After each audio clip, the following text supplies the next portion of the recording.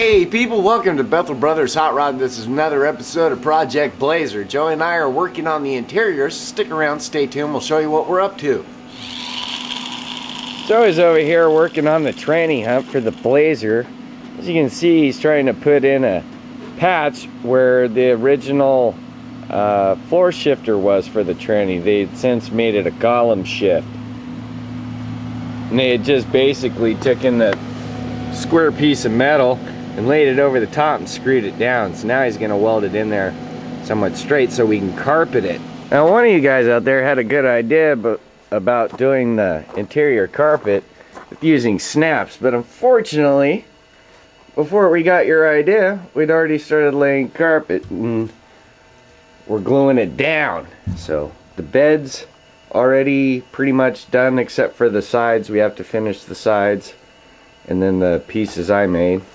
And Joe also did the floor right up to the edge of the tranny hump. I am going to be working on the seats and the middle column today, so I have to go down to the shed and dig those out. And while I'm doing that, Joey's going to be welding up the tranny hump.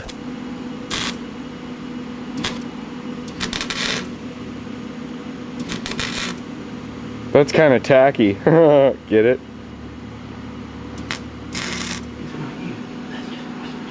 Joe's coming along on his welding. I went down and got the seats. I think I need to show them to you before I go any further. This is the middle console box. It's blue, it's nasty, it's gross, and it's very, very dirty. Some old cigarette butts from Dave and Pickle in there. Ew. So the lid's gonna come off. I'm gonna paint this thing. Ugh. Also got some vinyl paint for the seats, but as you can see they're dirty and the supports are all rusted.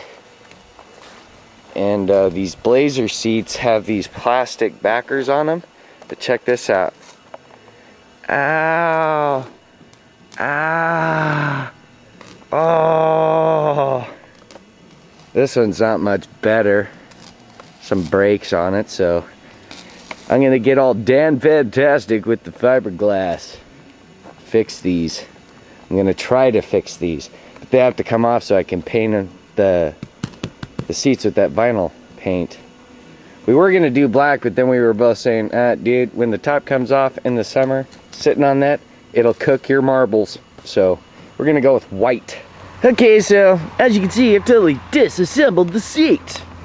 Got the broken pieces out that I'm gonna fix. And Joe's over there, he's finished tranny hump. While we're sitting over here and stuff, I figured I'd show you what the carpet is we're using. Joe went and got this at Home Depot. Get away from me. And it's got a rubber backing. It's rated for indoor and outdoor.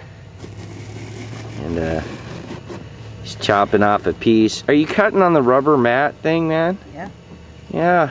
Then he's gonna glue and stretchy. Little bits at a time is how you do these, kids.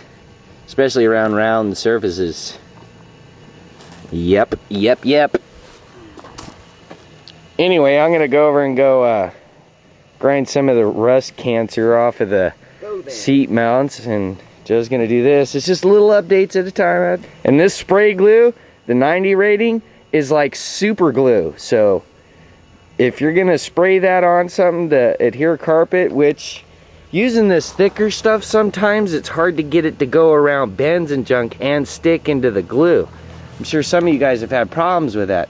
But this stuff, you spray it on just like you do at the other junk. Once you sit it on there, it's like almost impossible to move it. You have about like 3 seconds to get your stuff ready and set on, or it's Ready, set, stuck. It's stuck, and you're gonna pill up your paint and everything else that it's sticking to. So once it's on, it's on. So I got the bolts Joey needs for the tranny cover. Painted them, stuck them in some styrofoam. It's always fun spraying paint on styrofoam and watching it kill it. I also sprayed the seats with that white vinyl paint. In fact, this is it right here. From Duplicolor vinyl and fabric coating, dashboards, door panels, seats and carpet, available in hot styling colors, easy to apply, create a new look. This candy's good. So anyway, painted it with that. Painted the rusty parts for the seats. Joe covered the tranny cover. And then he was working on the back wheel well, stretching the carpet, and then he's still got to do that one. I'm about to start fiberglassing. That's great. That's great. This is the passenger one. It isn't too bad. The pieces are pretty much there. There's a couple spots that are kind of mangled, but it won't be that hard to fix. This one, on the other hand, there's actually pieces missing altogether. Like down here, don't have that chunk. Don't have that chunk. And I don't have that chunk. So we gotta make those chunks. And I'll show you how I did that using the old tape trick that I didn't film last time. Here's your little quick tip. On this one, I used the masking tape just to basically hold the broken pieces together. But on this one, I'm using it as like a form, so it'll follow the contour of this piece that I don't have. And then as the fiberglass sets, I can just peel that off or grind it off. It doesn't really stick to it. So there's your little tip, like over there, there's one. Whoosh, all be brand new. This one's holding together just by the tape. So I'm gonna fill those in with the fiberglass so it looks kind of like this one, and then I'll flip the other side and fill in the kind of crack action, crackster. Joe's about to start upholstering those side deals. You didn't drag the rack over because it takes too long, huh? I'll help you. Let's go get the rack and put them on the rack, do them both. Yep, need the rack. Alright people, so I gotta give you a little update. Got the seats painted, they're kicking in here. And Joe got some stuff done on the interior. I had a bit of stuff actually. The tranny humps bolted down. And you got side panels done too. Along with the entire wheel wells. The entire inside's done. Then we can bolt the seats in, and then I gotta paint this thing tomorrow.